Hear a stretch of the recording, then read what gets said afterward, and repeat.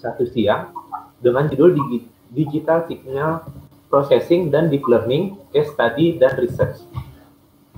Nah, sekian informasi yang tentang acara-acara kami di Bisa AI selanjutnya. Dari Bapak Oktav, apakah sudah siap Pak presentasinya Pak? Oke, sudah siap Mas. Suara saya jelas ya? Jelas Pak. Oke, tanpa membuang waktu lagi, waktu dan tempat dipersilakan kepada Pak Oktavianus Pratama. Oke, baik, terima kasih Mas Rusnanda. Selamat siang Bapak Ibu. Assalamualaikum warahmatullahi wabarakatuh. Oke, pada kesempatan ini saya coba sharing mengenai topik Network Intrusion Detection System menggunakan Deep Neural Network. Ya, perkenalkan saya Oktav dari Bisa AI. Ya, jadi ini mungkin lebih banyak case study dan juga ada beberapa research ya, yang kita lakukan. Nah, tapi di sini mungkin sebenarnya expertise saya adalah di AI ya, terutama machine learning atau deep learning. Namun ada beberapa case study yang melibatkan security ya, terutama network intrusion detection system. Oke. Ya, sekilas ya saya akan coba mengenalkan mengenai Bisa AI terlebih dahulu. Nah, jadi saat ini Bisa AI startup yang bergerak di bidang artificial intelligence, ada beberapa produk kita, di antaranya recognize gambar, video, NLP, data analytics dan lain sebagainya. Nah, kita sedang fokus saat ini pada AI community base ya, di mana kita rutin menyelenggarakan workshop dan juga seminar, kemudian ada research ya, termasuk kita kolaborasi dengan Indonesia 5G Ecosystem untuk penyelenggaraan jurnal nirkabel seluler, ilmu komputer dan teknik. Nah, ini jika Bapak Ibu ada yang researchnya di bidang security, kemudian nirkabel seluler dan lain sebagainya, ini dapat submit ke ID 5G Journal ya. Kemudian kita rutin juga menyelenggarakan kompetisi ya. Sebelumnya ini AI untuk solving COVID-19. Mungkin kedepannya kita akan menyelenggarakan kompetisi di bidang security ya, seperti CTF dan lain sebagainya. Nanti mungkin Mas Raffi lebih banyak sharing mengenai beberapa kompetisi yang pernah diikuti mungkin ya untuk kompetisi security seperti CTF. Kemudian kita juga ada beberapa public dataset, namun di sini untuk dataset security mungkin belum kita publish, nanti kita akan publish segera ya untuk data mengenai network intrusion detection system seperti itu. Kemudian kita ada e-learning ya, Bapak Ibu dapat akses di sini untuk tutorial lengkap machine learning, kemudian AI ya, deep learning dan lain sebagainya. Kemudian kita ada YouTube yang dapat diakses untuk belajar. Ya, di sini ada beberapa materi sebelumnya ya, dari roundtable edisi sebelumnya sudah kita simpan di dalam YouTube ya. Jadi bagi yang ketinggalan edisi ini ya atau kurang jelas bisa dilihat di siaran ulangnya di youtube.com/bisaai. Kemudian untuk tutorial kita ada di Medium Post-nya Bisa AI, silakan dicek. Kemudian untuk informasi mengenai event-event berikutnya ini ada di Instagramnya Bisa AI. Nah, saat ini Bapak Ibu sedang menggunakan platform Bisa Tampil ya, di mana platform Bisa Tampil ini dapat Bapak Ibu manfaatkan untuk proses belajar mengajar ya, gratis ini 50 jam non-stop, tidak ada batasan jumlah usernya ya. Silakan diakses, dapat diakses melalui web, Android dan juga iOS.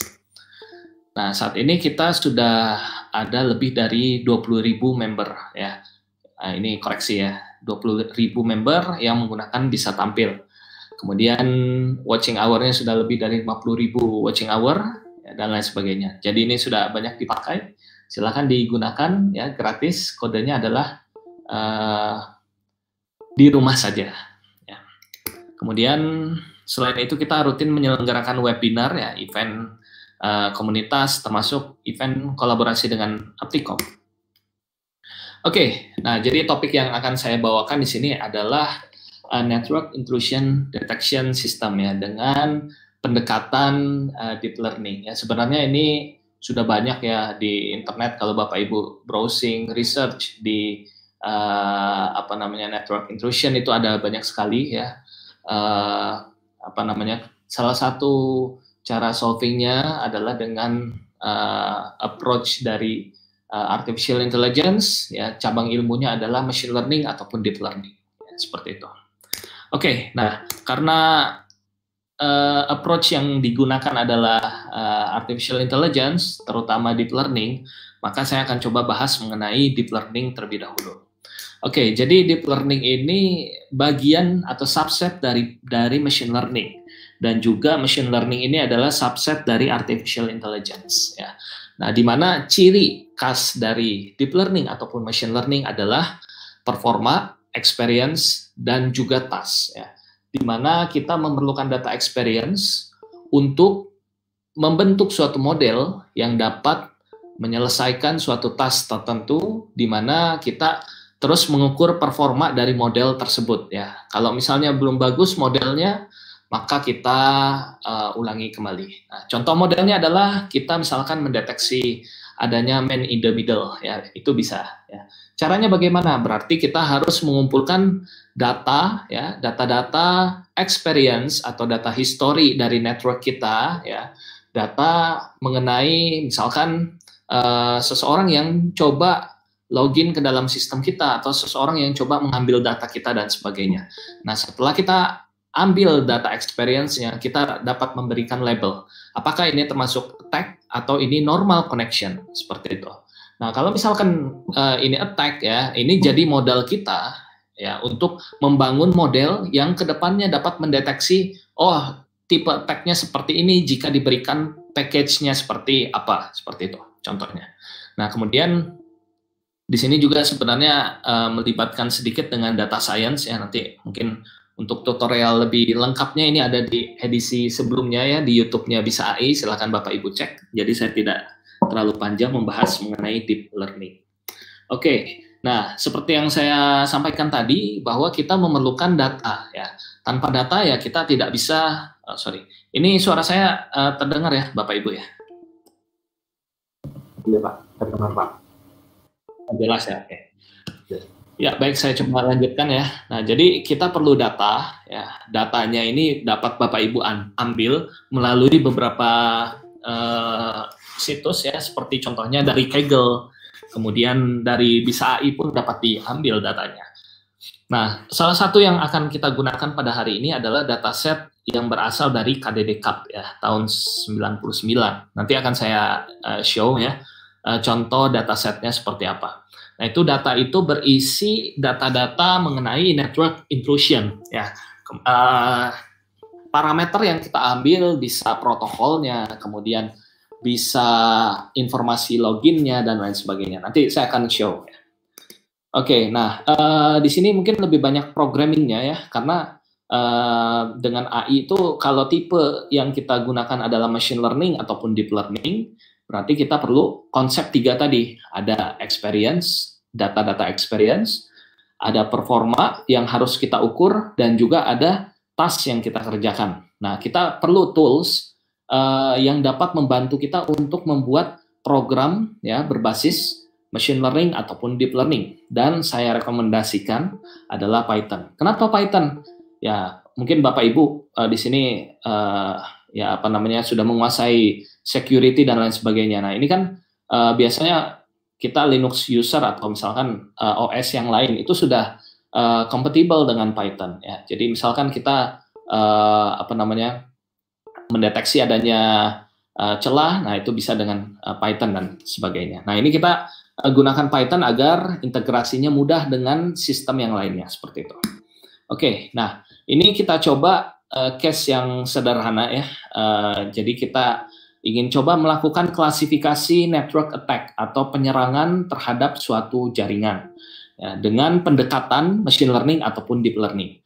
Nah, ini mungkin sudah ada beberapa yang ikut workshop yang narasumbernya saya, ya. Saya membahasnya dengan diagram seperti ini. Tujuannya adalah agar memudahkan untuk pemahaman, ya.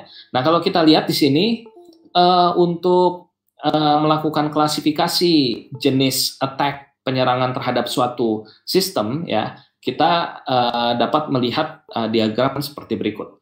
Nah, yang pertama adalah kita mengumpulkan dataset. Kita kumpulkan, ya, tadi datanya adalah data mengenai network intrusion.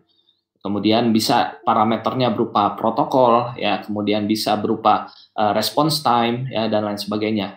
Nah, kemudian data tersebut itu adalah data histori, data yang sudah pernah terjadi sebelumnya. Misalkan kita punya 100 data yang kita kategorikan ini adalah attack, ya, jenis attack-nya bisa bervariasi, ya, dan kita kumpulkan 100 data yang sifatnya normal. Nah, setelah itu masing-masing data tersebut kita baca, ya, dengan library namanya Pandas. Ya, ini Bapak Ibu bisa lihat, ya, ini Pandas. Kemudian setelah kita baca dengan library Pandas di Python, nah kemudian data tersebut mungkin banyak yang tidak kita butuhkan, ya. Contohnya misalkan, oke, saya next dulu. Nah, ini datanya seperti ini, ya. Ada duration-nya, ada protocol type-nya, ada service-nya, ada flag-nya, dan lain sebagainya. Nah, ini data kita yang kita baca dengan library Pandas di dalam Python. Oke. Nah, setelah itu langkah berikutnya adalah kita melakukan pre-processing data. Data yang kita baca mungkin kita tidak perlu misalnya yang protokolnya adalah UDP. Contohnya seperti itu. Atau misalkan service-nya yang kita butuhkan hanya yang HTTP dan lain sebagainya. Nah, sehingga kita perlu melakukan pre-processing data. Salah satu tujuannya adalah menyaring kira-kira parameter apa saja yang diperlukan untuk membentuk suatu model AI, tipenya adalah machine learning atau deep learning, yang dapat menerima input berupa parameter, ya, seperti ini, ya, dan menghasilkan output ini attack atau normal, seperti itu. Nah, kemudian berikutnya setelah kita lakukan pre-processing data, langkah berikutnya adalah kita lakukan split data menjadi data latih dan data uji. Data latih kita ambil misalkan 70% dari jumlah data kita. Kalau Bapak Ibu ada yang sudah pernah coba KDD-Cup, ya, dataset, itu banyak sekali datanya, ada 500.000, ya, atau 5 juta gitu. Banyak sekali data row-nya. Nah, sehingga mungkin kalau di mesin biasa itu kita perlu penyesuaian, ya. Saya coba tadi malam, ya, hasil eksperimen saya yang beberapa waktu lalu itu nggak bisa saya running, ya. Jadi saya harus runningnya lewat PC dan juga perlu ditambahkan GPU, ya, mungkin untuk speed up trainingnya.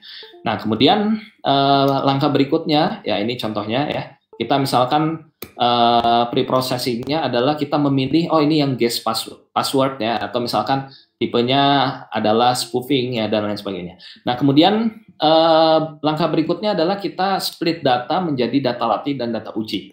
Nah, setelah kita setelah kita split, data latih akan kita gunakan sebagai modal untuk membentuk model, ya, ini contohnya adalah dengan deep neural network, ya, yang akan saya bahas pada hari ini. Nah, kemudian setelah kita gunakan data latih, ya, kemudian kita bentuk modelnya, ya, ini sebenarnya model neural network seperti ini. Tutorial lengkapnya neural network sudah ada di YouTube-nya Bisa AI, silakan Bapak Ibu pelajari, ya. Ini saya secara singkat saja. Nah, sebagai contoh misalkan saya punya input. Jadi di sini di dalam neural network itu biasanya ada input layer, ada hidden layer, dan juga ada output layer. Nah, input layer ini berisi parameter, ya, dari network kita. Misalkan tadi ada protokol, tapi protokolnya kan tadi masih TCP atau UDP misalkan. Nah, kita ubah itu menjadi bentuk yang bisa dibaca oleh Python ataupun dengan mesin kita, ya, itu dengan numeric, ya. Kemudian datanya akan kita masukkan ke dalam input layer yang ada di neural network, ya, kemudian akan dihubungkan dengan hidden layer di sini. Nah, nanti akan dikalikan antara input dengan bobot, jadilah hidden layer kita. Nah, namun di sini akan kita jumlahkan semua inputnya, ya, sehingga akan menghasilkan suatu nilai tertentu. Nah, nilai di sini nanti akan bisa jadi sangat besar ataupun sangat kecil, sehingga kita perlu mengubahnya ke dalam bentuk lain, ya, dengan fungsi aktivasi. Ya, ini contohnya ada beberapa fungsi aktivasi. Contohnya adalah sigmoid, ya. Di sini sigmoid contohnya kita bisa mengubah suatu nilai yang sangat besar menjadi mendekati nilai 1, ataupun kita mengubah nilai yang sangat kecil mendekati nilai 0, ya, dan seterusnya. Kemudian ada fungsi lainnya ReLU, contohnya adalah di sini kita mengubah nilai dari hidden ini menjadi suatu nilai. Jika lebih besar daripada 0, maka jadikan tetap nilai tersebut dipertahankan. Sementara kalau nilainya itu lebih kecil daripada 0, kita jadikan 0. Nah, ini jadi ada beberapa fungsi aktivasi. Secara detailnya Bapak Ibu bisa lihat di YouTube-nya Bisa AI untuk tutorial neural network. Kemudian akan melalui hidden layer, ya, di mana ada proses komputasi di sana, dan akan keluar melalui output, di mana output layer ini sudah ada 2 tadi tipenya, apakah attack ataupun normal, ya, ada 2. Ini kalau yang sederhana ya seperti itu. Nah, jadi misalkan kalau diberikan suatu paket, misalnya sebagai contoh seperti ini, ya, nanti akan masuk ya duration-nya 0, protokol type-nya TCP, service-nya HTTP, dan seterusnya. Ini ada banyak sekali parameter, misalkan ada 200 parameter, nanti saya lihatkan. Kemudian akan masuk ke neural network, ya, dan di ujungnya sudah ada targetnya, apakah attack ataupun normal. Nah, itu yang jadi modal kita untuk membuat model yang dapat menentukan apakah ini attack ataupun normal. Ya. Oke, saya coba lanjutkan. Nah, setelah jadi, ini saya coba skip ya. Setelah jadi, inilah model cerdas kita yang sudah dapat menerima input berupa parameter, ya. Ada TCP, kemudian ada protokol, kemudian ada response time, ya, dan lain-lain, ya, ACK, ya, dan sebagainya. Kemudian model tersebut dapat memprediksi apakah ini ada attack ataupun ini normal koneksinya, seperti itu. Nah, kemudian kita belum puas sampai sini. Harus kita lakukan testing, ya, kita lakukan pengujian dengan data testing kita yang kita ambil dari keseluruhan data tadi sebanyak 30%-nya misalkan. Nah, data testing ini akan kita uji terhadap model yang sudah kita bentuk. Jadilah jadilah model cerdas yang akurasinya sekian persen, seperti itu. Nah, nanti contohnya seperti ini. Ini hasil pengujiannya dapat kita lihat di dalam confusion matrix, ya, seperti ini. Dari yang labelnya normal, ya, tadi kan ada normal, ada tag, ya, normal 0, tag 1 contohnya. Dari yang labelnya normal, ya, sebanyak misalkan 90 data berhasil diprediksi sebagai ini adalah ini adalah kasus normal. Nah, sebanyak 10 data salah prediksi, ini adalah attack, padahal ini adalah normal, seperti itu. Kemudian dari yang kasusnya attack, ya, sebanyak misalkan 80% berhasil diprediksi ini adalah attack. Sisanya misalkan 20-nya adalah salah prediksi. Jadi yang harusnya ini adalah attack diprediksi oleh model AI kita, ini adalah normal. Nah, itu salah prediksi seperti ini ya hal yang wajar ya, karena mungkin tidak ada yang 100% akurat gitu. Mungkin 99,99% bisa jadi seperti itu ya. Nah, inilah kasus sederhana dalam network attack classification ya. Nah, ini kita bisa menggunakan model pengukuran lain ya, bisa dengan precision recall dan confusion matrix. Oke, tadi saya sudah bahas mengenai deep learning. Untuk lebih lanjutnya, jika tertarik bisa melalui youtube.com/bisaai. Nah, berikutnya saya coba bahas mengenai network intrusion detection system menggunakan deep neural networks. Nah, nanti untuk jenis serangannya itu akan dibahas oleh Mas Raffi ya.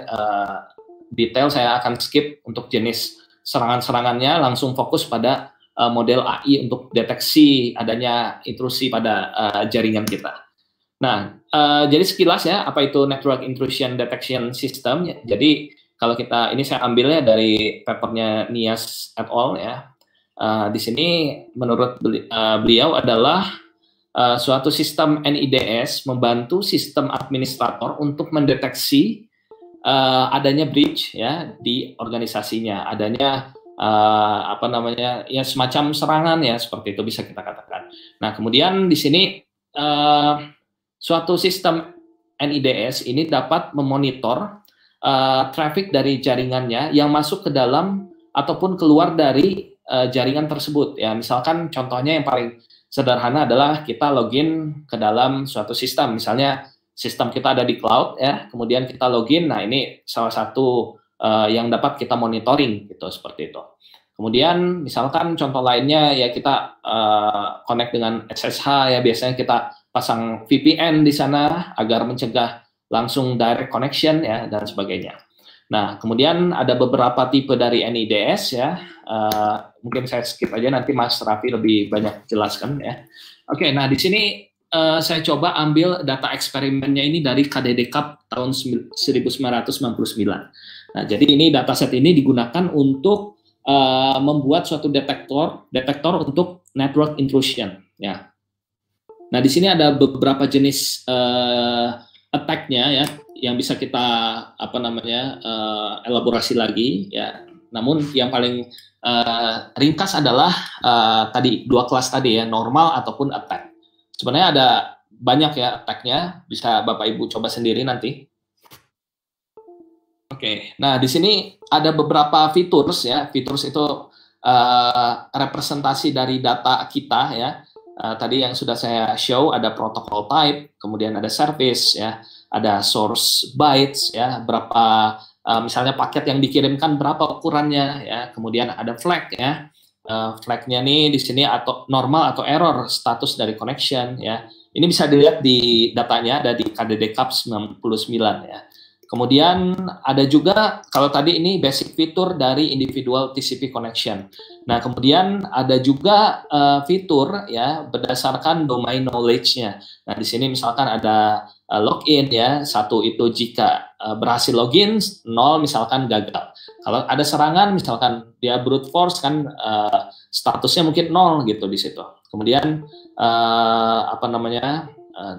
root-nya dan sebagainya. Ini bisa Bapak Ibu lihat ya parameternya. Ini banyak sekali parameter yang digunakan ya. Ini mungkin tidak saya jelaskan satu-satu ya. Kemudian ada SYN ACK-nya dapat kita dapatkan juga ya. Nah, kemudian data tadi ini menjadi modal kita untuk membentuk model ya, model AI basisnya adalah machine learning dan deep learning ya. Tadi kasusnya adalah menerima input parameternya seperti ini dan menghasilkan output attack atau normal seperti itu. Nah, sekarang saya coba demonstrasikan ya cara kerjanya mungkin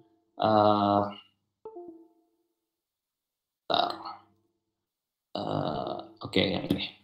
Nah, ini saya sudah coba buatkan tadi. Nanti mungkin saya bagikan di link YouTube-nya ya untuk materinya. Ya. Nah, jadi langkah awalnya adalah kita memiliki data dari KDD Cup ya. Ini seperti ini datanya ya. Ini besar ya, cukup besar, ada 743 mega ya.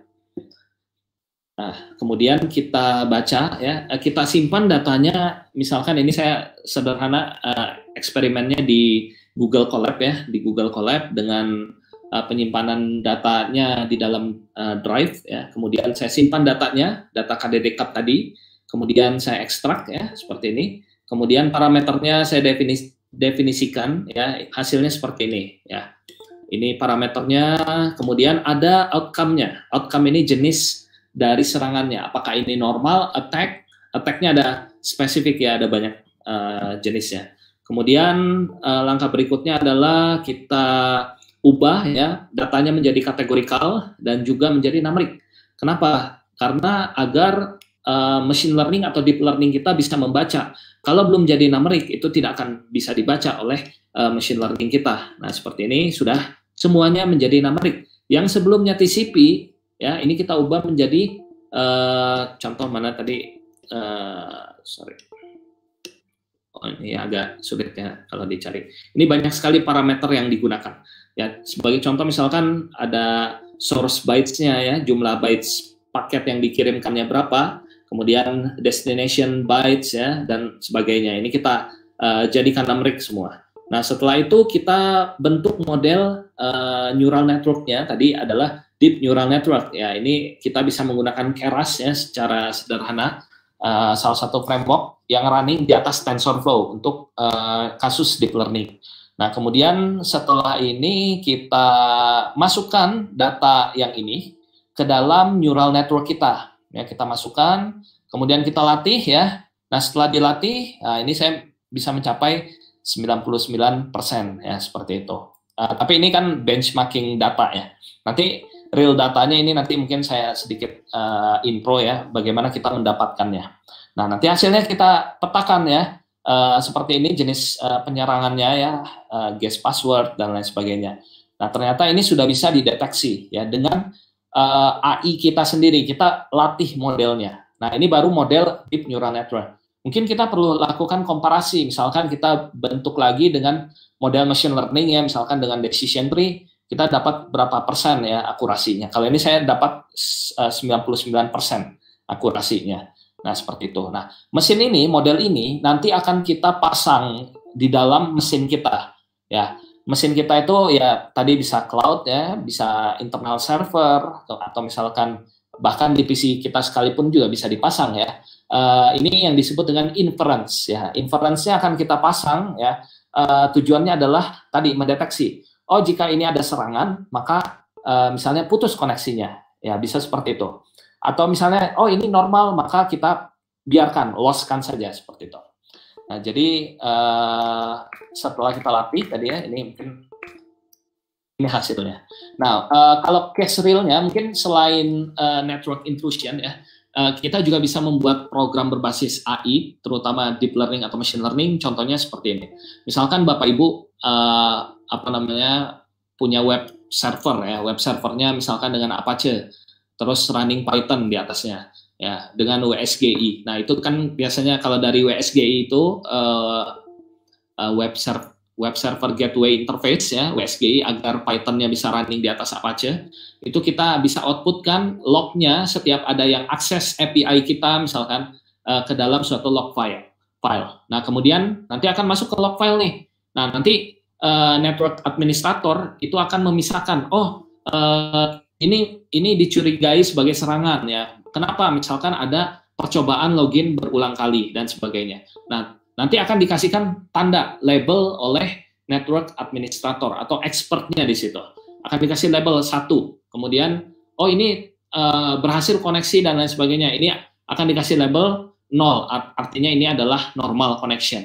Nah, dari situ akan kita gunakan datanya untuk kita latih dengan model AI, kemudian kita pasang di dalam mesin kita. Ya, jadi bisa real case-nya seperti itu. Tujuannya apa? Misalkan tadi monitoring API ya, bisa ya. Nah, kalau untuk demonya tidak bisa saya tampilkan karena di real server ya, jadi informasinya cukup konfidensial. Jadi mungkin itu saja yang bisa dapat saya sampaikan. Terima kasih atas perhatiannya. Mohon maaf jika ada kekurangan. Boleh jika ada pertanyaan, silakan Mas Rusnanda. Oke, baik. Terima kasih Pak Oktav. Menarik sekali materi yang disampaikan. Untuk peserta yang hadir, jika ingin bertanya silahkan tulis di kolom chat publik. Mungkin sambil menunggu pertanyaan dari teman-teman nih Pak, saya buka dulu pertanyaan pertama dari saya sendiri. Apakah ada proporsi data yang ideal untuk membangun model seperti yang sudah Bapak jelaskan tadi? Apakah ada proporsi minimal datanya harus berapa Pak? Gitu Pak. Oke, nah ini sebenarnya case yang saya kurang tahu ya. Mungkin saya ngobrolnya lebih banyak dengan teman-teman AI ya, teman-teman security sebenarnya banyak kita juga. Nah ini kalau ini mungkin sambil menjawab beberapa pertanyaan di sini juga ya. Kalau untuk case security yang kita pasang seperti ini, nah ini mungkin agak ribetnya itu kita perlu net administrator yang kerjanya itu melabeling data ya, selain membangun atau mengadministrasi server kita, perlu juga kita lakukan semacam labeling dengan tepat. Nah ini sebenarnya di bisa AI juga ada ya, ada 1 atau 2 orang yang bantu itu gitu. Nah namun di sini case-nya ya perlu dilakukan ketelitian, jangan sampai salah labeling. Misalkan oh ini normal connection tapi kita anggap ini adalah attack ya, seperti itu. Nah makanya kurang kita perlu banyak orang untuk melakukan labeling. Kemudian setelah kita lakukan labeling ya, tadi yang pertanyaan dari Mas Rusnanda ya, kita latih proporsinya berapa. Proporsinya itu sebenarnya tidak ada yang tepat ya, tidak ada acuan yang jelas gitu. Bisa tadi kasusnya adalah 70-30 ya, atau misalkan dengan kasus lain juga boleh gitu sebenarnya. Tapi sebenarnya poin utamanya bukan hanya melatih selesai. Saya baca di beberapa publikasi setelah dilatih, kita dapat sekian persen selesai gitu. Yang case realnya adalah model kita ini bisa kita implementasikan di dalam server real kita, ya, di mana banyak yang mengakses ya, kemudian kita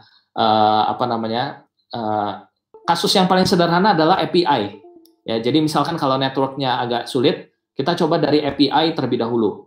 Nah, misalkan setelah kita melakukan stress test ya pada server, kapasitas kita, oh ini jaringan kita kuat sekian gitu. Nah, kemudian kita pasang nih model AI kita. Contohnya adalah mengukur tadi kemampuan dari server kita. Itu juga bisa seperti itu.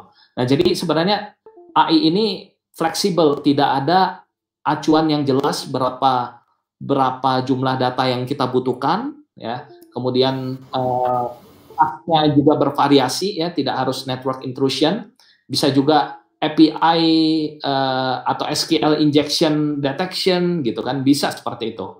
Tergantung kita punya datanya atau enggak.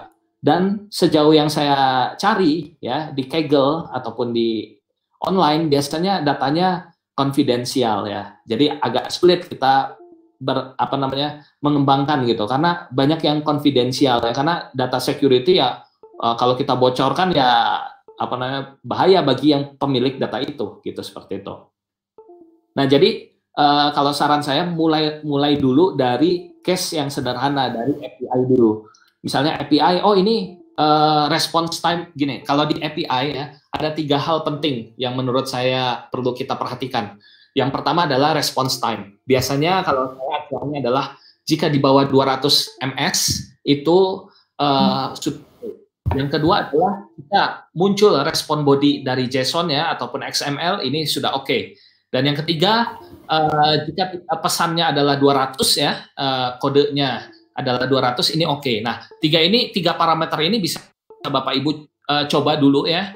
Kemudian kita latih dengan machine learning atau deep learning, kemudian kita pasang di dalam API kita. Jadi kalau misalkan ada yang di bawah 200, nah ini perlu kita curigai, mungkin dia akan mengirimkan paket yang banyak seperti itu. Oke, seperti itu ya Mas Rusnanda ya. Jadi saya coba jawab beberapa pertanyaan tadi. Kemudian untuk share project-nya, nah share project-nya ini sebenarnya mungkin boleh explore dulu ya Pak Hairul, mohon maaf ya. Jadi kita tidak bisa bagikan project-nya, tapi alurnya yang tadi saya jelaskan ya. Kita ambil datanya dari network kita, kemudian kita labeling, kemudian kita latih, kemudian kita inference-kan di dalam server kita, seperti itu. Bagusnya ada workshop-nya. Nah, ini kita akan coba Pak Busran di bulan Juli atau Agustus ya. Nanti tunggu tanggal mainnya dulu ya. Jadi AI for security ya, bisa. Karena kasusnya banyak sebenarnya di security. Karena kita bisa buat sendiri gitu. Tidak pakai tools orang, tapi kita buat sendiri dengan model yang kita ciptakan, kan menarik gitu kan, seperti itu.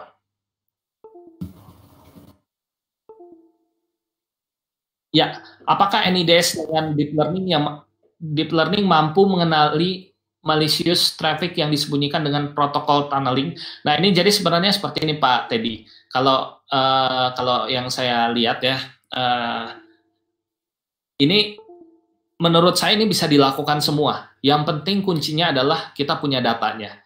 Kalau kita nggak punya datanya, kita nggak bisa. Karena prinsipnya dari deep learning, machine learning adalah data experience, ada apa yang diukur atau performanya, dan satu lagi adalah task yang kita kerjakan, seperti itu.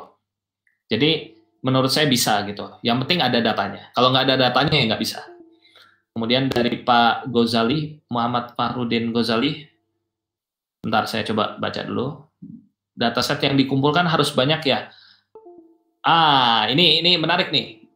Jadi mungkin saya simpulkan, dapat datanya itu dari mana sebenarnya? Kita kan sekarang banyak tools yang dapat Bapak Ibu gunakan ya. Misalkan Wireshark ya dan lain-lain. Kita bisa menggunakan Nmap ya, kemudian Netcat dan lain-lain, itu bisa kita manfaatkan, atau sudah tersedia sekarang semuanya di Kali Linux ya. Dulunya Kali Linux ya sekarang. Nah, itu udah ada beberapa tools ya untuk vulnerability, kemudian untuk dan lain-lain. Nah, itu bisa dimanfaatkan untuk coba, tapi server sendiri gitu kan. Coba-coba ngambil datanya, kemudian kita labeling manual, kita buat modelnya, kita inference-kan di dalam sistem kita. Jadi bisa seperti itu. Kemudian dari Pak Firdaus, ini mungkin terakhir ya Mas Rusnanda ya, pertanyaan terakhir. Atau mungkin ada di YouTube juga, saya nggak ngecek YouTube. Untuk network detection, apakah bisa di network deep packet inspection dijadikan AI? Saya belum coba sih Pak. Seharusnya kalau datanya ada ya bisa, seperti itu. Jadi kuncinya adalah ada datanya nggak? Kalau datanya ada, apapun bisa kita lakukan. Karena prinsipnya adalah kita membuat suatu bisa pola ya, kemudian bisa ya pola, lebih banyak polanya kita pelajari dari data yang sudah ada tersebut. Ya seperti itu. Oke, nanti kita akan coba kalau masanya banyak akan kita coba arrange ya untuk sebenarnya hari ini banyak ya, banyak banget malah yang join ya, ada di YouTube ada hampir 100 ya, di sini ada 72. Kalau masanya banyak, kita akan coba buat AI for networking. Nanti kita undang kembali Pak Septa ya, dan juga Mas Raffi untuk workshopnya nanti. Oke, mungkin itu saja mungkin Mas Rusnanda ya untuk jawabannya. Tadi saya sudah pilihkan ya. Saya kembalikan ke Mas Rusnanda. Terima kasih. Oke, baik. Terima kasih Pak Oktaf. Berhubung keterbatasan waktu juga, mohon maaf untuk teman-teman yang pertanyaannya belum sempat terjawab. Sekali lagi terima kasih kepada Bapak Oktaviano Pratama, materi yang disampaikan sangat menarik. Semoga bisa menambah wawasan kita semua. Langsung kita masuk ke materi selanjutnya. Di sini sudah ada pemateri selanjutnya, Pak Raffi Darmawan. Selamat siang, Pak Raffi.